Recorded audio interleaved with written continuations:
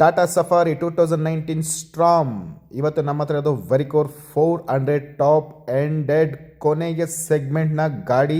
Amazing ಆಗಿರುವಂಥ experience ಇರುವಂಥ ಈ ಗಾಡಿನ ಒಂದು ವಾಕರೌಂಡ್ನ ಮಾಡೋಣ. So top mounted A C ಮತ್ತು decent dashboard, 5 speed manual transformation, diesel turbo kicked vehicle. So back ಸ್ಪೇಸ್ನಲ್ಲಿ ಜಂಪ್ ಸೀಟ್ಸ್ ಎರಡಿದೆ. ಸೊ ಎರಡರಲ್ಲೂ ಕೂಡ ಇಬ್ಬರು ಕೂಡ ಖಂಡಿತ ಕೂತ್ಕೊಂಡು ಹೋಗೋದಕ್ಕಾಗಲ್ಲ. ಕೂತ್ಕೊಂಡ್ರು ಸ್ಟಾರ್ಟ್ ಡಿಸ್ಟೆನ್ಸಲ್ಲಿ ಕೂತ್ಕೊಂಡು ಹೋಗಬಹುದು ಅಷ್ಟೇ. ಬಟ್ ಆ್ಯಕ್ಚುಲಿ ಚೆನ್ನಾಗಿದೆ, ಏನು ಪ್ರಾಬ್ಲಮ್ ಇಲ್ಲ. ಸೊ ನನ್ನ ಹೈಟು 6 ಫೀಟ್. ಸೊ ನಿಮ್ಮ ರೆಫರೆನ್ಸ್ಗೆ ಹೆಲ್ಪ್ ಆಗುತ್ತೆ ಅಂತ ಅಂದ್ಕೊಳ್ತೀನಿ. ಸೊ ನನಗೆ ಸಾಕಾಗಲ್ಲ ಸೀರಿಯಸ್ಲಿ. ಸೊ ಮಕ್ಕಳಿಗಾದರೆ it's good. So build quality ಮಾತ್ರ ಸಾಲಿಡ್ ಆಗಿದೆ. ಹಿಂದೆ ಮಾತ್ರ ಅಲ್ಟಿಮೇಟ್ ಕಂಫರ್ಟ್ ಲೆವೆಲ್ ಮಾತ್ರ ಟಾಪ್ ನಾಚ್ ಅಂತಲೇ ಹೇಳಬಹುದು. ಸೊ ಈಗ ಡ್ರೈವ್ಗೆ ಹೋಗೋಣ.